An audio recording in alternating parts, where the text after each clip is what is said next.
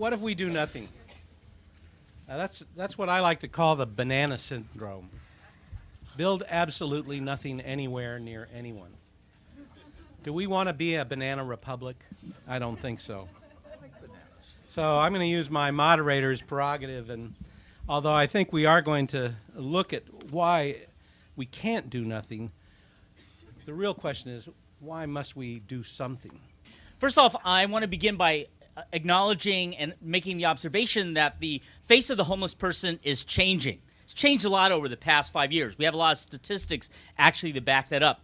Our point-in-time count actually seems to indicate, and we don't have the latest figures in, which just took place in January, but probably basically the point-in-time count will indicate that our homeless population has sort of remained stable over the past few years, believe it or not. They've become more visible, but the face has changed, more families. Where before we had 5% were from COFA, compacted free agreement states, now probably 20% are. It's changing demographic. And I think one of the things that we have to realize is when we meet the face of a homeless person, we've only met one person. It's very, very diverse. And therefore, the strategies and the way of dealing with homelessness is going to be very complicated. I want to also make this observation that with the new governor and his New Day plan, I really believe that we do have a new day when it comes to dealing with the homeless here in Hawaii. And one of the primary new frameworks, if you will, is the strategic approach of the governor. The governor does not want us to look just at individual programs, but instead wants us to think strategically. What does it mean and what does it take to eliminate homelessness? Not to talk about the viability or the pluses and the minuses of a particular program, but using metrics, using measurable results, finding some way of figuring out and measuring our programs in the way of how they contribute to ultimately eliminating homelessness.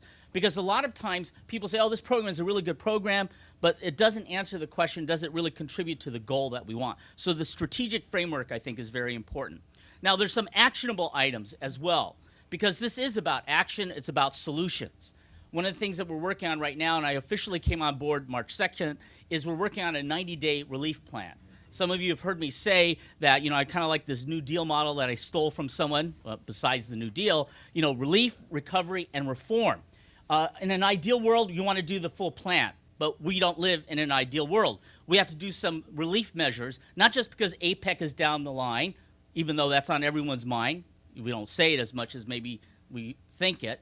But we need to do it because I think our public frustrated and people are tired of this. And we have to demonstrate in some way that really things are going to be different. And nothing demonstrates that more than action rather than rhetoric. And so a 90-day plan is being worked on right now as I speak.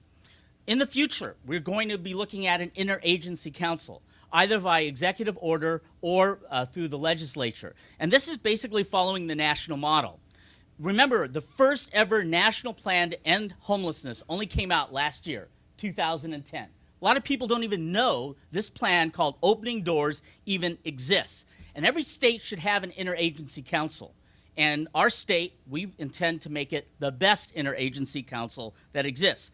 It focuses on collaboration, on teamwork, on partnerships, public and private. It focuses on us being truly unified as a community in addressing homelessness. So that's another element of action that's coming up. And I think it's really important because they will develop the 10-year plan that will eliminate homelessness. Other actions, focusing on housing first. We got to house people. That is a proven way of dealing with homelessness. Even when people have drug issues, alcohol issues, mental health issues, when we provide stable housing, we reduce crime in the area and we benefit the homeless person themselves.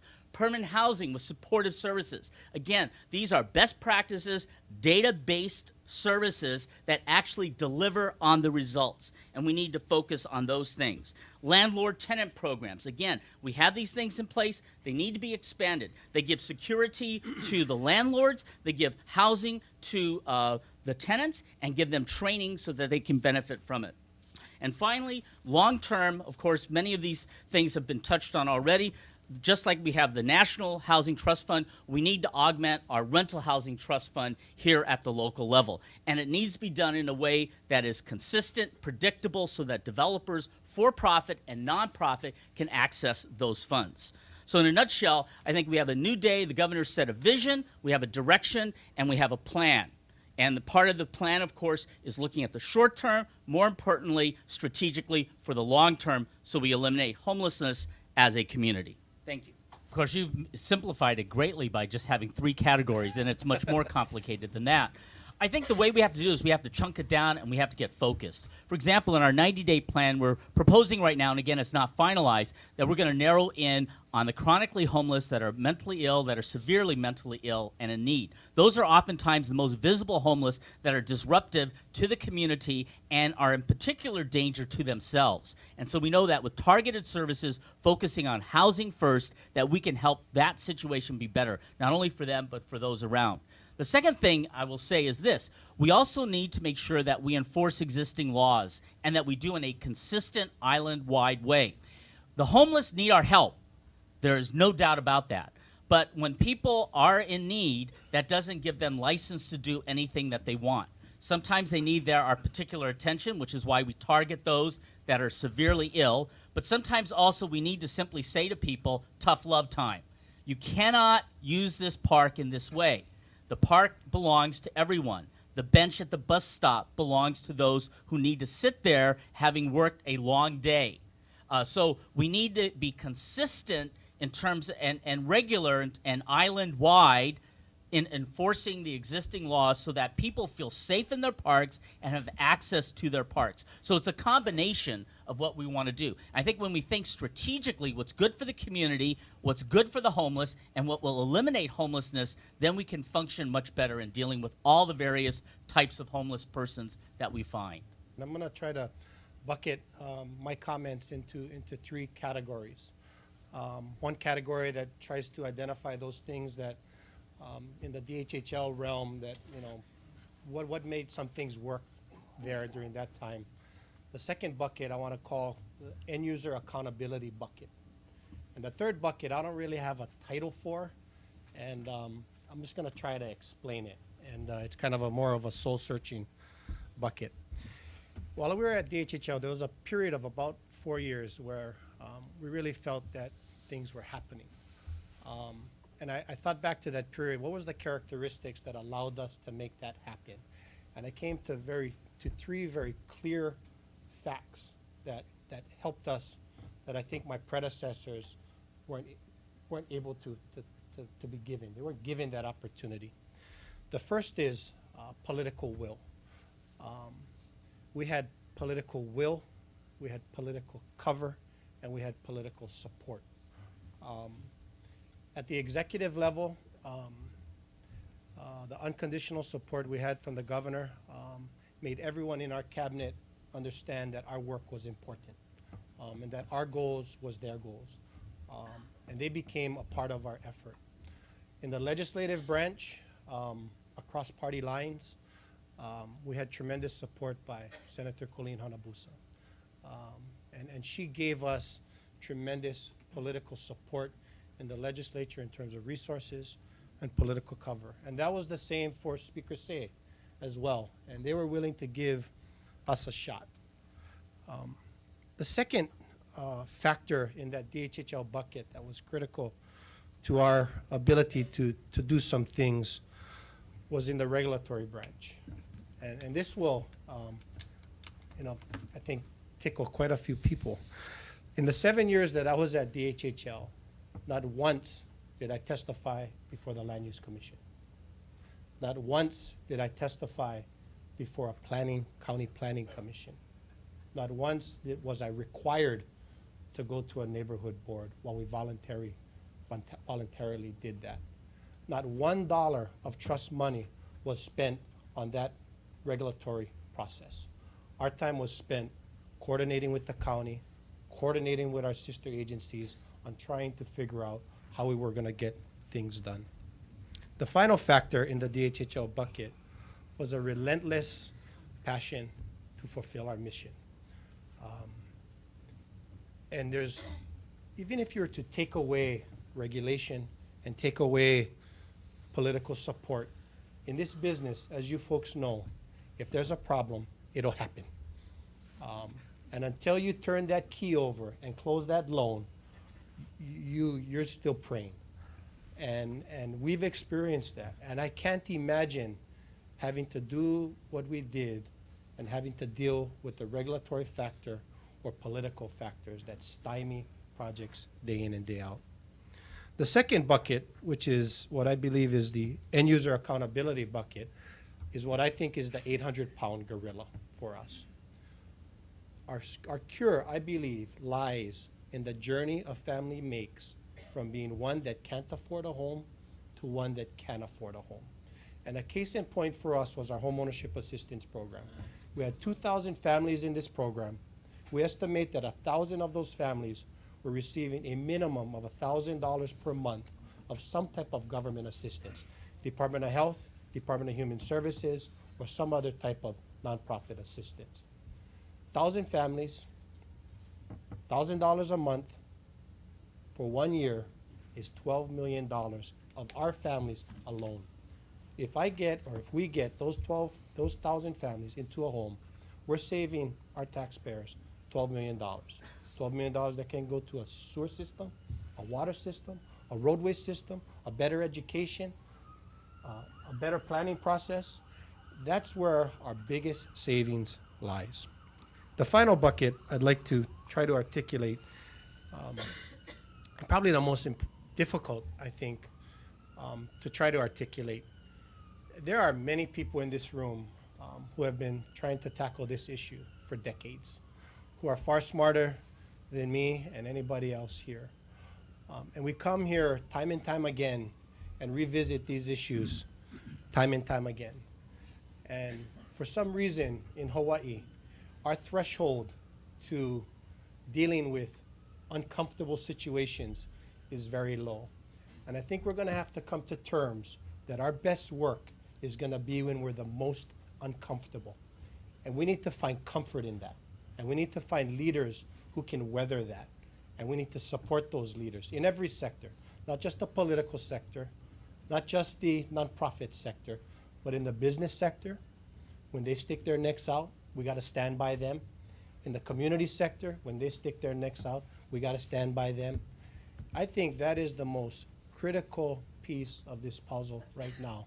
And our unwillingness to relentlessly focus on that aspect of our challenge, we're going to be here next year with the same group, with the same issues, trying to dialogue another solution. There were a lot of things that happened prior to me getting to DHHL that allowed us to achieve the things that we did. In 1994, under Cully Watson's term, there was a land settlement that allowed for a revenue stream of $30 million a year that terminates in the year 2015. That gave us a level of certainty on cash flow.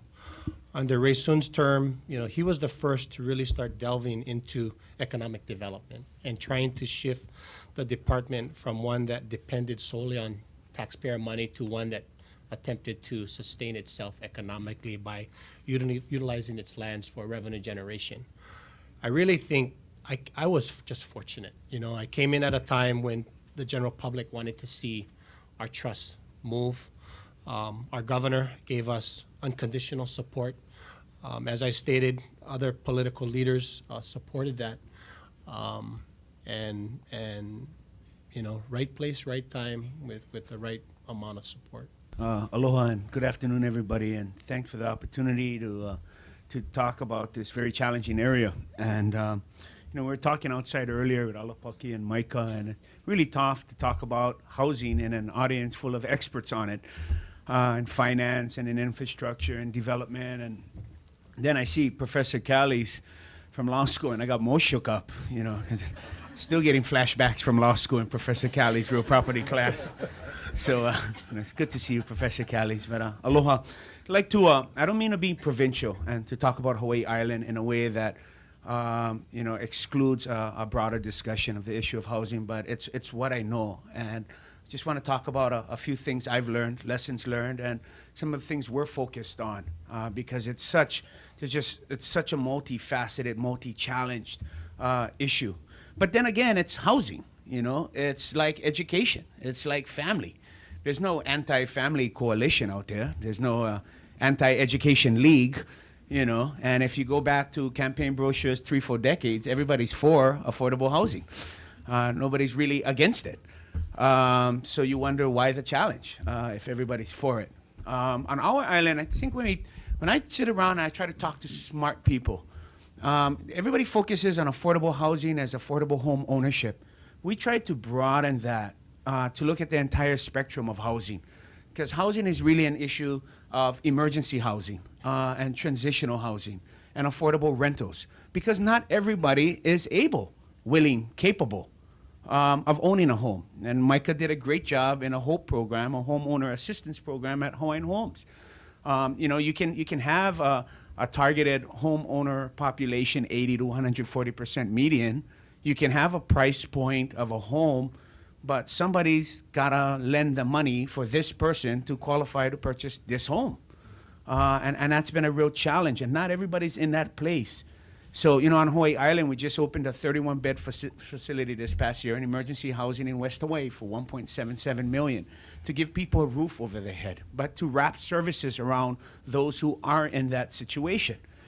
We just broke ground on a $12.4 million, 40-unit transitional program in Kona as well, in Kaloko, to take care of that gap area. And around our transitional housing program is Habitat for Humanity, is Food Basket. We created, you know, the ancillary services that those in that targeted population need. In affordable rental, we created a tax incentive, $5.55 per thousand in valuation for an affordable rental program. If you rent, according to HUD, 75% of HUD's designation of affordable rental within that geographical area. And then we took residential rates and raised it as high as we possibly could, because, you know, they don't vote, the second homeowner crowd in Kukio and Hualalai. No, I'm just kidding. I never do that. Actually, I did. But all of a sudden, there's a huge inventory of affordable rentals available because you qualify for the same tax rate as a primary homeowner, right? So there's an incentive there to have people take their home from a residential class and put it in an affordable rental class. So instead of paying $985 per thousand in valuation, you're paying $555. So it's taking care of that whole spectrum, and then affordable home ownership. And I've gone out and asked people who've done a better job of it or have experience doing it, and asked them, how do we do this? What is the model that works? I don't want to just create something and that there's already a lesson learned out there. So we're doing a 91-unit affordable homeownership program in Waikoloa. And why in West Hawaii? Because 83% of our resort development is in South Kohala. 6 of our 10 largest employers are there, but people who work there cannot afford to live there. So one is taking care of the spectrum of housing. 2 is government, removing obstacles, hurdles, and barriers. Get out of the way. You know, I realize that if people aren't employed, if housing isn't going up because of global economic forces beyond our control, cannot help. No can help. Nobody lending, nobody spending. It's not our fault. But if housing isn't being built because of the inefficiencies in county government, that's my responsibility. I take full responsibility for that. So what we learned was when I just asked people, what is this permit process? Planning, Public Works, Department of Environmental Management, Fire, even if it's on Stonewall, Department of Health, right? State agency. And you find out one person takes 5-minute plan review, the next person takes 6 minutes, another person takes 3 minutes. But it takes 6 to 8 weeks for get from you to you. It takes another 8 to 12 weeks for get to one department to the next. You get bounced, Lord forbid, you're back at the beginning again. Yep. Then we find out this thing takes 6 months to a year. So I said, hey, why? How come you guys don't just sit in the same room at the same time once a week? So we did that. And what we learned was we started this program at the end of November, and we put everybody in the room, Hilo and Kona, once a week, and really thankful to the Department of Health, no jurisdiction authority over them, but they said, shoot, we can play. Gets a hassle and headache off of my desk. So they come every week. And we took over 100 permits, commercial so far, test pilot, and we're going to move it to residential because, hey, these are where people working, this is where money flowing, and we've got to do everything we can to expedite and facilitate that. And then what happened was over 100 in 1 month, they got their permits. moving. So any of you thinking investing, Big Island, place to go. No. So barriers and hurdles, right? You got to take care of that. And three, it's not housing, but it's key to housing. Because housing, you know, and we talk about it, and you know, Alapaki said it earlier, you know, we're not building houses, we're building homes. You know, and like when I talk to the hospitality industry, you're valued, we support you, but we're not going to create all of our energy around the visitor. Let's make just Hawaii a nice place to live. If it's a nice place to live for our residents, it'll automatically be a nice place to visit. You know, and the other issue is transportation. You know, and Hawaii Island is 4,028 square miles. When I sit with the other mayors in D.C., they kind of grasp that. I said, we're bigger than Delaware and Rhode Island, same size as the state of Connecticut. And so people who live in one area where they can afford, say Puna, 135, 150, 175, unfortunately, the economic centers are in Hilo and Kona and South Kohala. So people spend 2 hours in one direction commuting. So the issue of maybe I cannot create more affordable housing instantly, but we can create a transportation system that takes people from where they are to where they need to be and back again in a safe, efficient, timely way. So people trust it. Like Oahu, we all use the bus, no problem, right? Go college, law school, bus or mopeds. Me and my wife used to junk and pull for the bus pass and a moped. I'm so glad I'm past that. You know, but, you know, it's transportation is an essential part of affordable housing, too, because there is an affordable housing. We've got 47,000 lots in Puna created in the 70s. Created between 59 and 64 before the LUC. What a coincidence. Yeah. But substandard infrastructure. But I got 40,000 lots, no regulatory authority over that. Paradise Park, one subdivision, 8,843 lots. You guys heard of Nana Valley? 4,000 lots. Hawaiian Acres, 3,800 lots. You know, so the housing is there, but I've got to create a transportation system. That's why a free transportation system, because we got to get people out of their cars, you know, and start rushing and overtaking and creating a hazard on the road. And more time on the road is less time with your families. Traffic congestion and frustration and anger just leads to a diminishing of the quality of life, you know. So if we can mitigate that and alleviate that by creating a transportation system, you know, because we got 2 lanes through Hamakua, to the south corner. I got cliffs and mountains on either side. This cannot happen, you know, I have limited options. So transportation is another key element of connecting people from where they live in an affordable environment to the population centers for where they have to go for work and for employment opportunities. And so those kind of the 3 areas we're tackling right now. And, you know, like anything else, you know, I realize that the only way things get done, the only way things really move forward in a meaningful way is when leaders like myself take blame and give credit, and we don't take credit and give blame. So if we get out of the way and we work collaboratively, and not collaboratively like you work collaboratively on my project, but we work cooperatively and collaboratively in a meaningful way, that the better people work together, the more private business and government and all of us and nonprofits and different entities, the better we work together, the more we accomplish. The more we work together and the harder we work together, the more people in our community benefit from our time, effort, and investment of resources. So that's kind of my simple mana'o. Mahalo, you guys. Thanks. How did you come up with that? Just simply asking. I got to give credit to the people who are working on it. You know, they came up with it. I just scratched my head and said, how come, you know? And I always ask something, you know, I always tell people, hey, when we have a challenging issue, never say no can. You know, it's the easiest out for us in public service or government. Oh, no can, or the council, or the, you know, the governor, or the legislature, or the congressional, you know, and I always tell my people, say can, and let's spend our time on the how can. Because there's always a solution. There's always an answer. We just sometimes have to work harder at getting it. And at first, you know, being a new mayor a couple of years ago, I was like, everybody just mad, right? I mean, oh, my permit, you know, just, and so I thought, oh, it was only the county of Hawaii, and I talked to other mayors, and I found out it was them too, so I never feel bad. But was just asking people for their best thoughts and ideas and validating their input by picking the ones that made the most sense. And it just didn't make any sense that we were creating this very, you know, time-consuming, prolonged, frustrating, opaque process instead of just getting everybody one time, one place, and coming up with answers.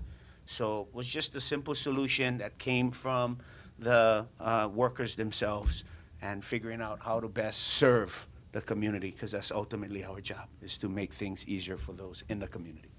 Well, thank you very much for this opportunity to be in this room with all of these wonderful ideas and people who are solving the problem, or at least addressing the problem of affordable housing and homelessness and all of the issues that are integrated into that.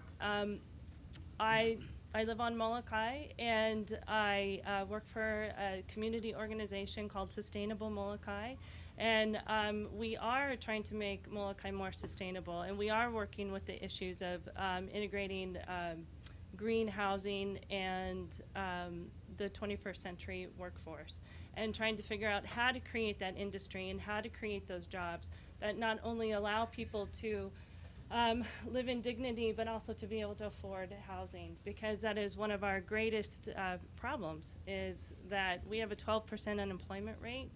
We have very little housing stock available, and most of the work that we are able to do, we do on DHHL lands, which, although overall DHHL has been very accommodating and a great partner with us, there are always some difficulties. And one of the greatest issues that we find is the lack of infrastructure. So in a rural community, when you're looking at having to put in the infrastructure for a subdivision that had never been finished, as we did on a house that we were able to build last year, the cost to put in that infrastructure just for electrical was going to run about $30,000. And that was before MECO would even come out and look at actually giving us a bid for putting in an electrical pole about 800 feet. So, but we're talking about solutions, but what we decided to do was to turn the problem into the solution. So instead of saying, oh, well, that's it, we're not going to be able to build this home for this very deserving family who had waited 20 years to build their house on DHHL land. And they finally got the opportunity with Habitat for Humanity. We decided to take them off the grid, which was a lot. But I decided if it was already going to cost $30,000, then we needed to go the extra mile. And we got a great grant from NAHASDA, DHHL, for energy upgrades. So we were able to subsidize the cost. And we were able to give this family who, on Molokai, I'm sure you're all aware that Hawaii does pay the most for electric. Well, in Molokai, we pay the most next to Lanai. And so our family was paying about $500 a month in electric bill. So, and that's just electric. I mean, that's it. So that was actually more than the cost of the Habitat for Humanity 0% interest loan. So when we got down to it, not only were we able to put the family into a home on Hawaiian homelands, where they were able to, you know, start living out their dream of actually having a farm and being self-sufficient, but we were able to really make them energy independent and take them off the grid and save them $500 a month. Well, we also created an escrow account so that they could put another $50 to $100 a month away for the future repairs and maintenance of that solar system, which is a huge lifestyle change. So we also had to deal with the fact of not having 3 TVs and several, you know, gaming systems and, you know, and all of those things that we've all gotten used to. Even on Molokai, we really like that. So, but the family absolutely stepped up and now are able to teach other families how to live off the grid, and so how to live this lifestyle that that we feel is more conducive to the setting, and also solves the problem of the infrastructure and helping to really make housing truly affordable and accessible. Thank you. Is this replicable? Can you do this over and over again and get get scale like we say in the business world? Is it scalable? Economies of scale. I believe it is. And I believe it is because in Hawaii, the energy costs are so high that really if you look at the payback for this family, and we did get a lot of help on the solar, but there are also ways, if you're going to, say, do economies of scale, then, buy those solar panels in, like, huge amounts and ship them over from China or wherever you can get them made. Or, I don't know, make them here. So, it's like really try and change the equation so it's not just about how can we do it, but that we have to do it. And how do we figure out the ways of making that happen? So it can happen, and we did this because, we made a commitment to the family and we had to make it happen, and I felt like we didn't have any other choices. So, if it comes down to it, we can figure it out. My involvement in housing has been on the full range. We've done affordable, we've done middle range, I've done high-end housing. When I think the topic of homes and housing is, as Alapaki said, very personal. This whole subject is very personal to me. I am of Hawaii. I grew up here. My kids have grown up here. My father grew up here. His mother grew up here. This is my home. When I think of housing, I don't think of just for one person. I don't think of just poor. Someone asked me once, what's your definition of affordable? Being a local guy, I was kind of sarcastic and said, what I can afford. And you know what? That's true. Affordable housing is what you can afford. It's what that car wash guy can afford. It's what you can afford, Jay. It's all different definitions. There is no one solution. It's all different. What is true is that it's very simple. Again, I believe in supply and demand. And Christine said it. It's we don't have a supply and demand problem, and actually we do. She said it's a pricing issue. What it is there is more demand than supply, and it's the rules we all make. I really appreciated Mayor's comments. Was that he took a common sense approach to solving issues. Permits. Duh, if you all get in one room, work it out, you can probably get it done. And that's what I think it needs to be done when we talk about housing. I was hesitant when Jay called. In fact, I dodged him for about a month to sit on this. In the last 20 years, I don't know, I've sat on over probably a dozen commissions, task force, studies, all on the same question. What can we do to provide housing? And you know what? The answers haven't changed. They have not changed. Christine mentioned it's a lack of political will. I beg to differ. I don't think it's a lack of political will. It's a lack of action of all of us, acting to make something happen. The question was, what's going to happen if we don't do anything? Nothing different. Next year, the following year, we'll have another panel. Next governor will probably have a task force. And we'll say, well, it's the land use, it's permitting, it's this, it's that. And what will we see? We'll see more homeless. We're going to see continuing ups and downs in the construction industry and our economy. We're going to continue to see increasing prices. Yes, prices will come down when we all get out of work and, the tourism industries get hit. But there's a lack of enough supply, so our prices really haven't gone down that much. So prices will be higher 5 years from now or 10 years from now. How are you going to address it? Provide enough supply. Okay. Oh, I got 2 minutes. Let me put some reality. Just put your arms around it. I'm going to speak of what I'm very familiar with. Someone mentioned Mililani Mauka. We've been doing that.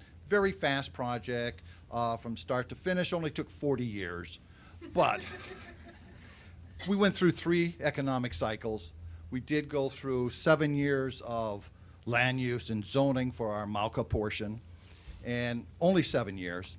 Now we're working, we finished it up, we've got 16,000 homes, all price ranges. Basically, if I look over the 40 years, we hit the median price for the state at the time. That means half the homes were below median, half were above. We were not doing $2 million homes. We were doing from entry level, affordable rentals, all the way up. We were providing housing for Hawaii's people. We're trying to do the same with Koa Ridge, our next project.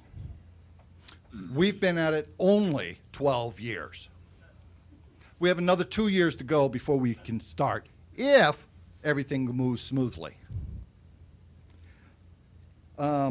With all the exactions, with building the off-sites, not just the on-sites, not the housing, but just the legal fees, the time, the 12 years, and doing the sewer lines and dedicating them over, building the freeway improvements and highway improvements, doing the water system and giving that over.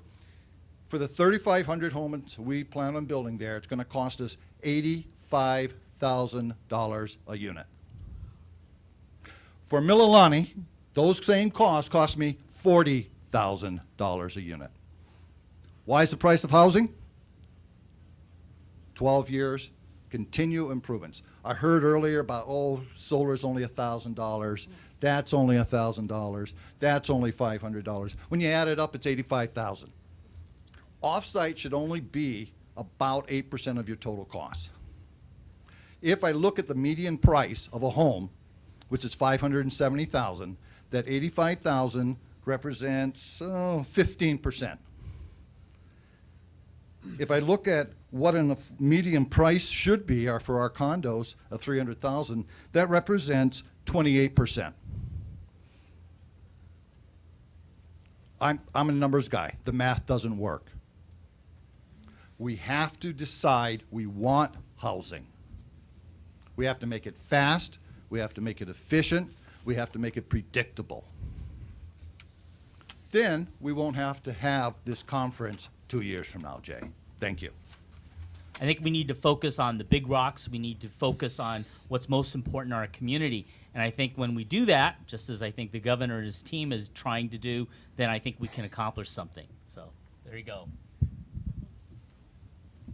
Well, okay, a follow-up then, because it's so quick. Are we still getting more tourists in your realm from the mainland being sent here in one-way tickets? You know, that's a real myth that people in other places are paying to send people over here. That's a real myth. Has it happened? Sure, maybe a couple times. But what does happen is because, look, let's face it, it's 20 degrees in Chicago. Chicago or Hawaii was 75 degrees. You know, not much of a choice. People use the little money they have and get a cheap ticket, which there are sometimes, and they come over to Hawaii. That's why the idea of these tent cities is such a bad idea. As I tell people, I said, if you want ecotourism, you're going to get it, but you're going to get it for the wrong crowd because, again, there's just no choice. So I think, you know, there is that element. And I think one of the elements of our 90-day plan is coming up with our service providers and our shelters with common language that basically tries to discourage people from the mainland to come here, but also, you know, tries to make sure we put our emphasis on providing resources for people that are truly homeless and in need and seriously ill. Okay, over here.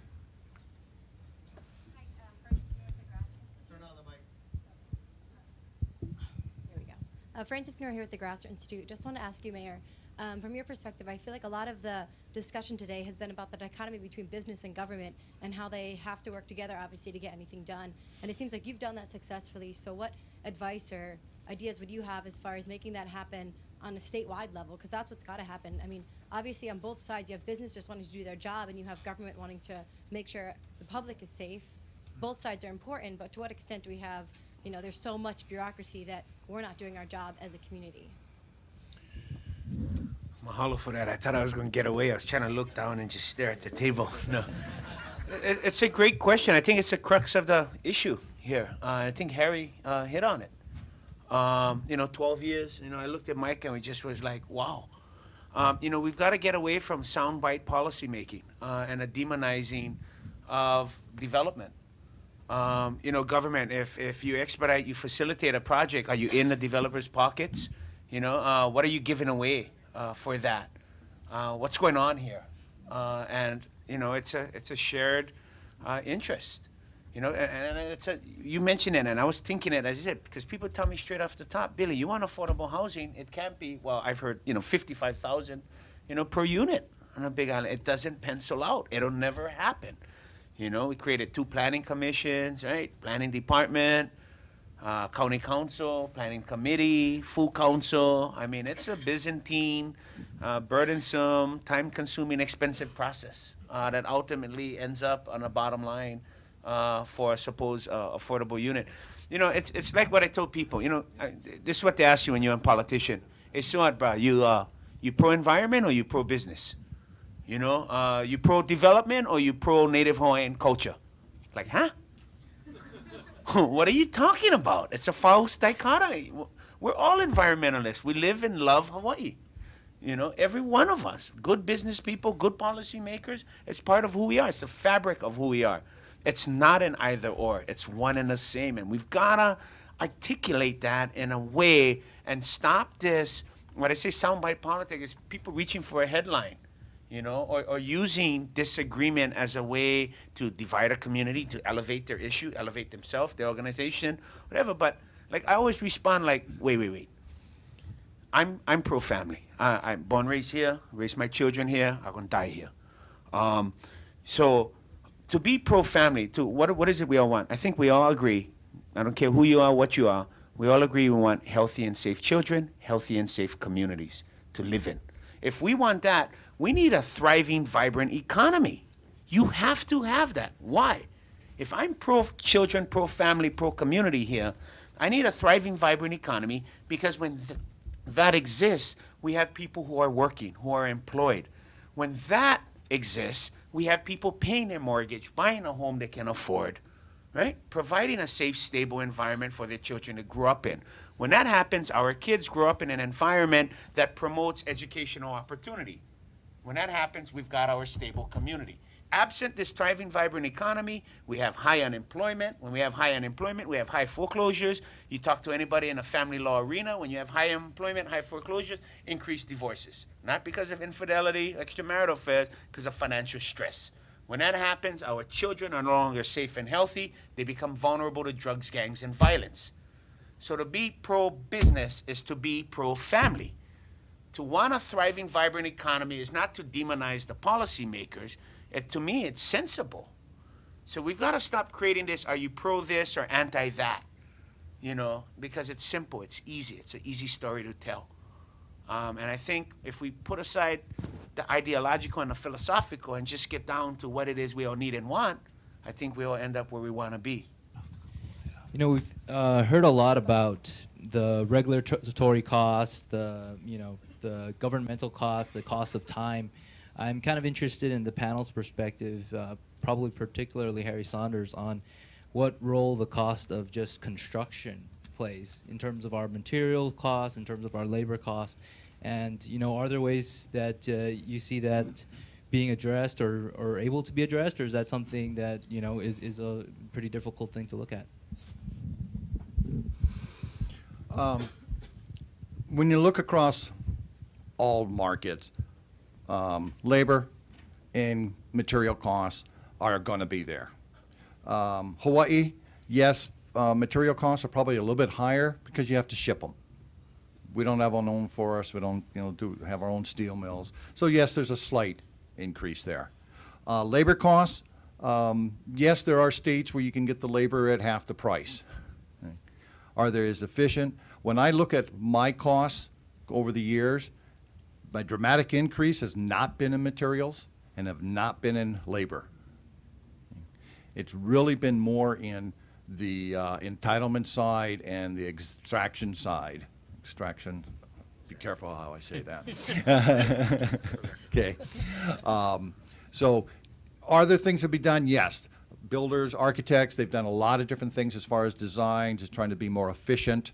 You can make the home smaller. We've gone to higher density, rather if it's a detached. It used to be 10,000 square foot lot. Now we're looking at 3,500 square foot lots. We're looking at more attached product. We used to look at 5 units per acre. Now we're looking at 10 units per acre. Comes into density. Those are all efficiencies that have been addressed. The construction methods. Instead of using a hand saw and a hammer, they're using nail guns and power saws. They're pre-cutting materials. They're using steel siding where it can be preformed. They can use truss systems. So there's been a lot of efficiencies that way. Really what's been out of control is getting the time frame under control? I'm Courtney Brown, and know a number of you in this room, and Bill and some of the other people know me more as a techie, but in a prior life before I moved here, I had some of Harry's problems because I did some property development and built some apartments and homes and things like that. Two of our panelists certainly have addressed solutions to some of the problems that we have along the way, but there's one that we haven't mentioned that is a very definite problem today, a crisis for those people that are involved in it, and that has to do with our foreclosure problem. We're seeing 900 to 1,500 new foreclosures every month. We've got 3,000 or 4,000 active foreclosures going on right at the moment. We've got tens of thousands of people that are behind in their payments, that are struggling or living in their house free at the moment, you say, but they would like to be making those payments and they'd like to be doing something about it. That's a current problem that we need to deal with right now.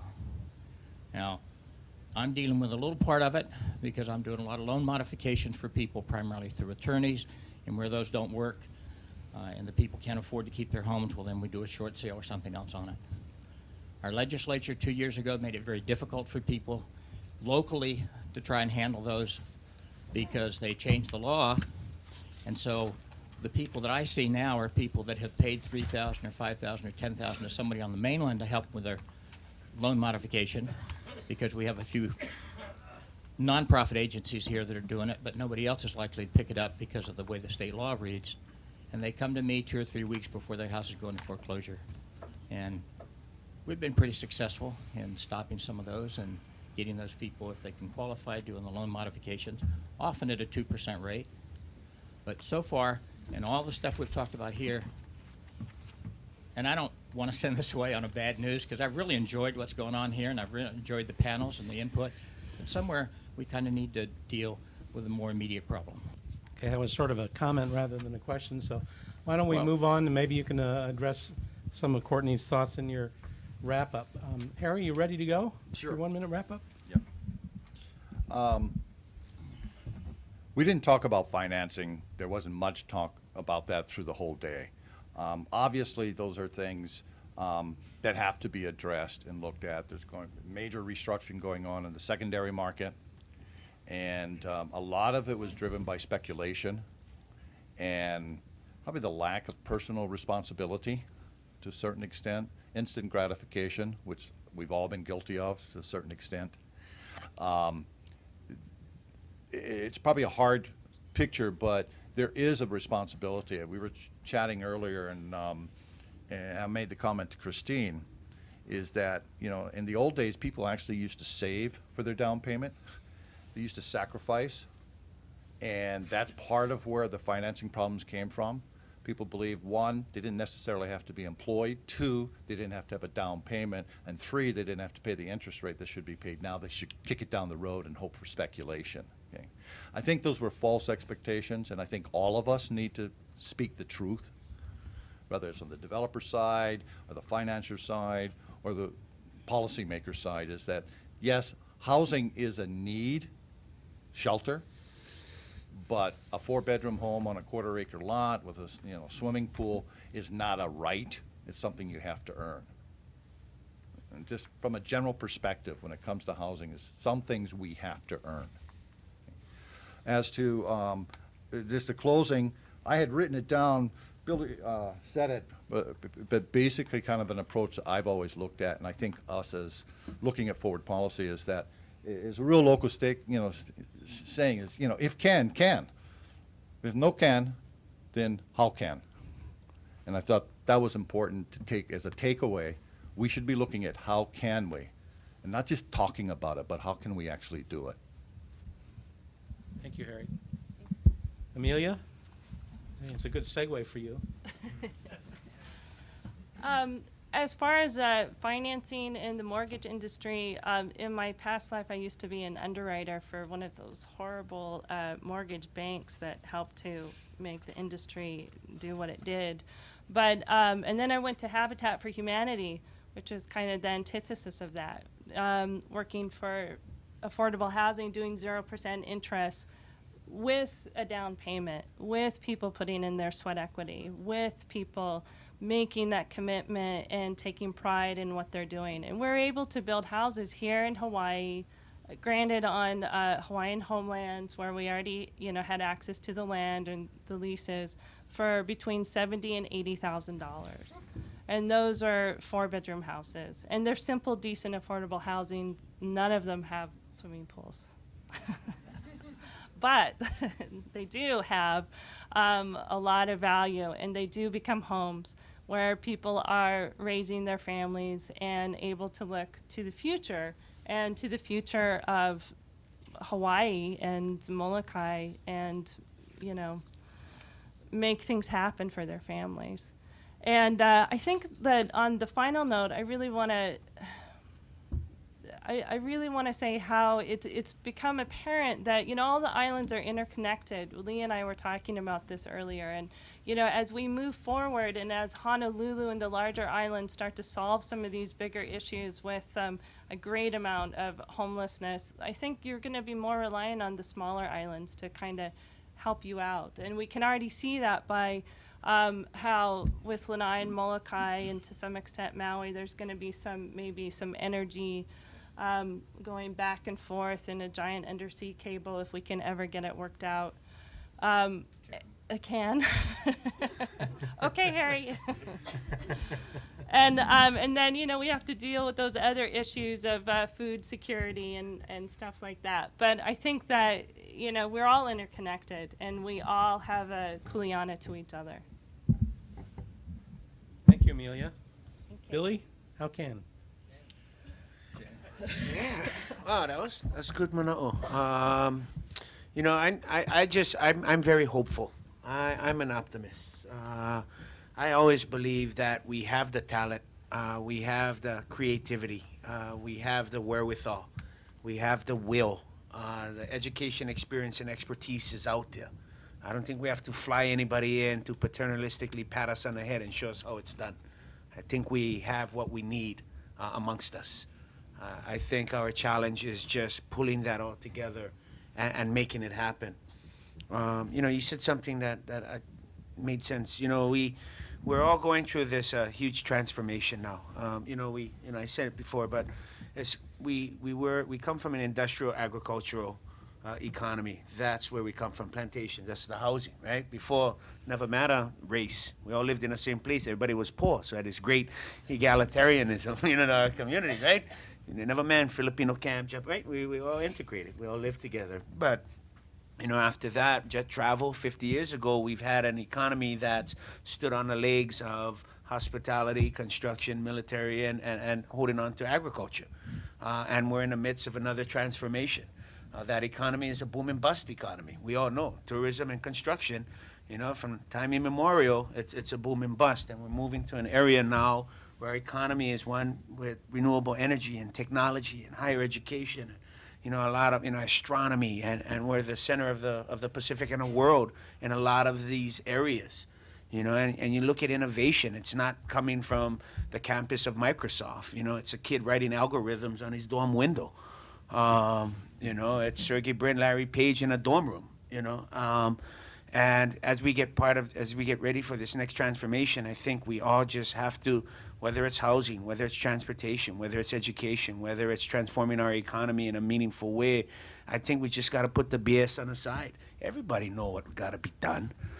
We all know, right? I think it's all of us just getting together and saying, let's all collectively do it. Let's get down, roll up our sleeves. Never mind pointing fingers, no excuses, no blame. In the history of civilization, that has never resulted in a positive, meaningful outcome. But I'm very excited about tomorrow for Hawaii. There's challenges, there's certainly that, but I'm really excited that the good people in our community are really committed to seeing meaningful change occur, and I'm glad to be a small part of that. Thank you. Micah? I think I only could echo what Billy and others are saying. I think everybody has outlined the solutions to what our problems are. I think we need to micro-focus on execution at this point and take that whole discussion and rigor, Jay, to identifying What does that look like? What does that taste like? What does that feel like to actually begin that execution piece? Because we haven't touched that yet, and it's going to be uncomfortable. I think the last time that any major bold effort was taken was back in the 80s under Governor Wahe. And people will criticize one way or another about that bold move, but as a result of that, we have Kapolei as a master plan community. We had major infrastructure going into Kona. We had major infrastructure going into Leali'i on Maui.